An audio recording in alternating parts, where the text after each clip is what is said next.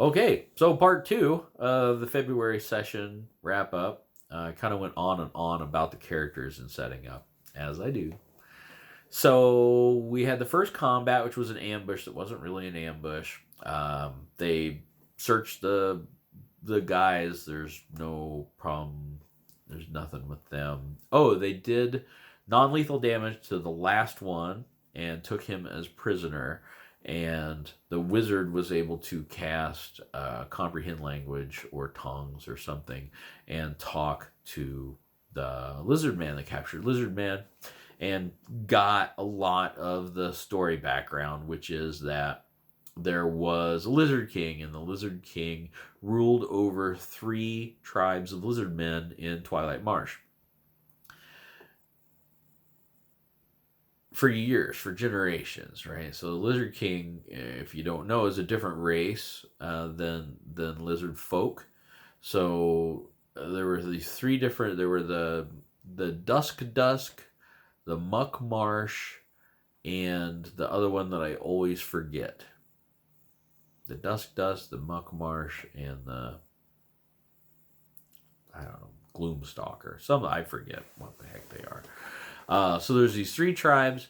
The Lizard King was from the Muck Marsh. So the Muck Marsh tribe, they're equipped. Like they have hide armor, they have clubs and javelins and everything.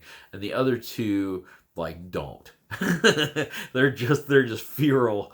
they're the lower caste of lizard folk for Twilight Marsh. So a black dragon named, and I don't know why the Forgotten Realms uses these horrible, unpronounceable names for dragons, but his nickname is Velvet. So it's a black dragon named Velvet. He came to town.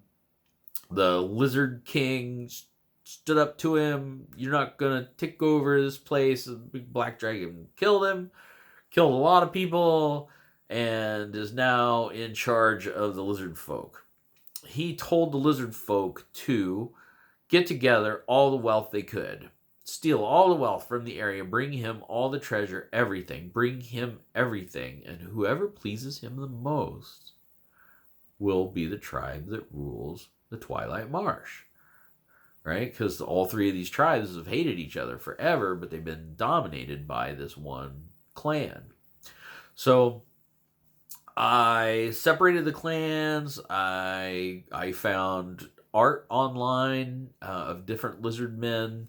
So I'm like, well, this is what these guys look like. This is what these guys look like. This is what the other tribe looks like. So I have representations of them. The ambush was dusk. So I used they were pale with dark markings. They're really thin. They kind of have snake-like heads. Like the whole description of those guys. The next encounter, so they have this guy bound up on their keel boat, and they're continuing into the marsh. They hear the drums. It's raining. It's miserable. We have the giant toad encounter. So they sort of have a surprise combat with giant toads, and I was concerned about the giant toads because they can basically like hop out of the. So Uriel spotted them, and I described it.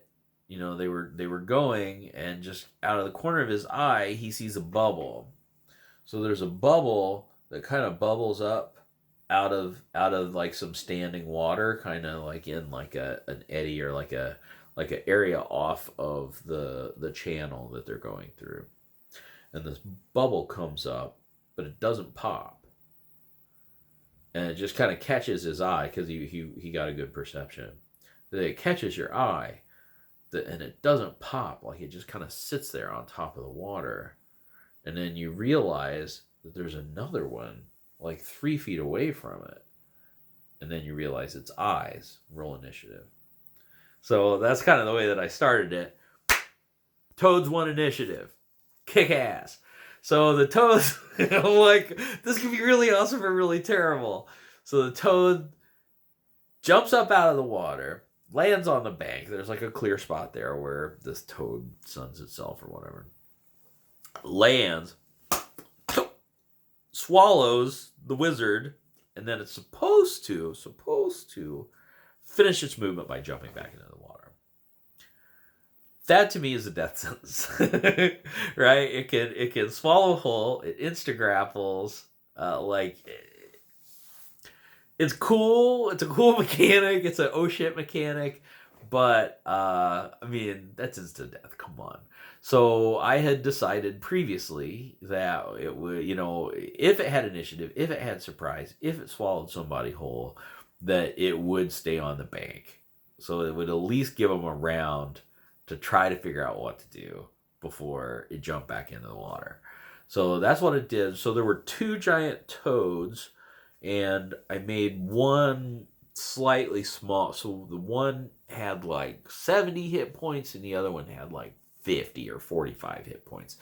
So you could do 2 50 hit point ones, or you could do one big one, or you could do, right? So, but I had chosen to do 2, and one was just a little lesser than the other one. So that happened.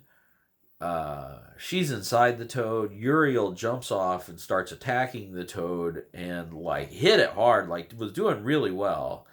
And Beauregard went last. So the other toad jumped out onto the shore, and Beauregard charged that toad. So again, I think he's just trying to show like that he needs to figure out how to play with a party, because in the Lost Mine of Phandelver, the characters themselves had discussions about focusing fire and how that would help when they were fighting and everything.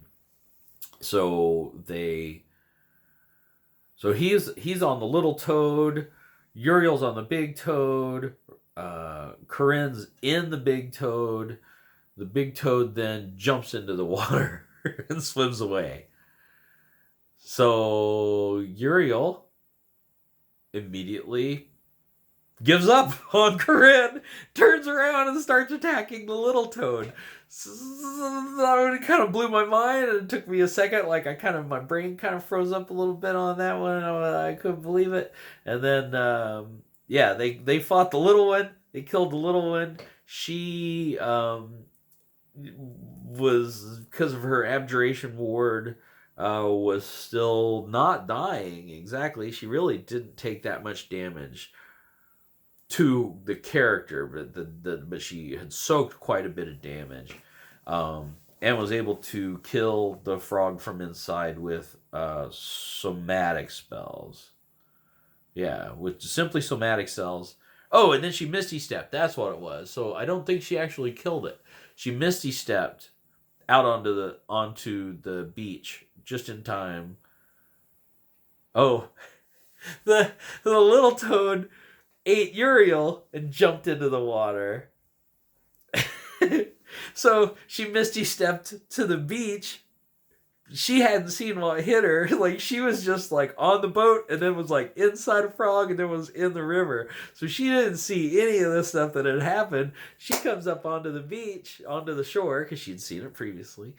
Comes up on the shore, and there's Beauregard standing on the shore like, what happened? She doesn't know that there's a toad that ate Uriel, and she's like, where's Uriel? And he's like, in the river. And she looks in the river and can't see anything. It was like the highlight moment of the game, because she had just saved herself and then went into this like weird, like it was just quiet on the beach. Beauregard's got a shocked expression. It was just funny. Uriel's inside the toad, but managed to kill it from inside with his roguish ways. No problem there. And they got back on the boat, and they continued on. And they are ready to. There's really just 2 more encounters in the Drums in the Marsh. So the next encounter is basically the Ring Current Islands, which is where all the tribes live, and they get to kind of piece together a little bit more that there's a dragon, and they get to see that there's a young lizard king They're probably going to want to talk to, and I don't know. We'll figure that out.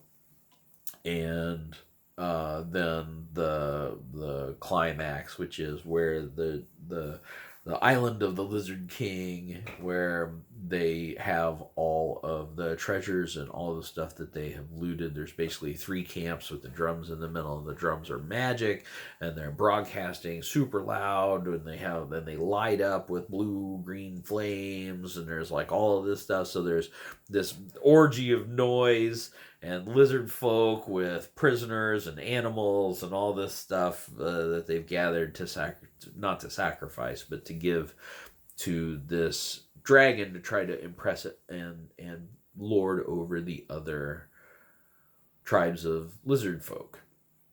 So they have that, and there's a couple different ways that they could do that. I have tried to explain to them that it's not ideal to genocide the lizard folk.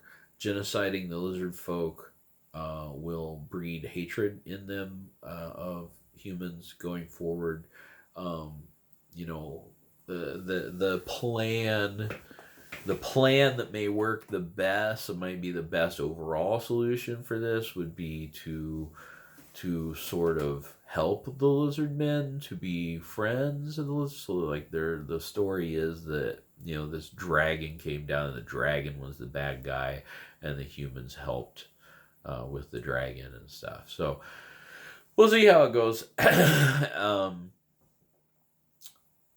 And that's pretty much the deal. The only loot that I'm planning to give from this whole adventure is a +1 dagger.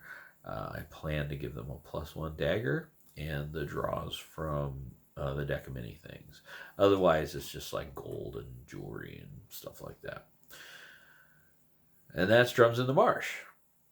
So I think that's pretty much everything that I wanted to cover. Thanks for hanging in there. I know these have been a little bit long. Hopefully I didn't hem and haw too much. Hopefully you like the background. I will have a new phone for the next one. Like I said, we're playing this Sunday. Hopefully I won't wait too long to get back to you with that summary. And until then, you know, game on.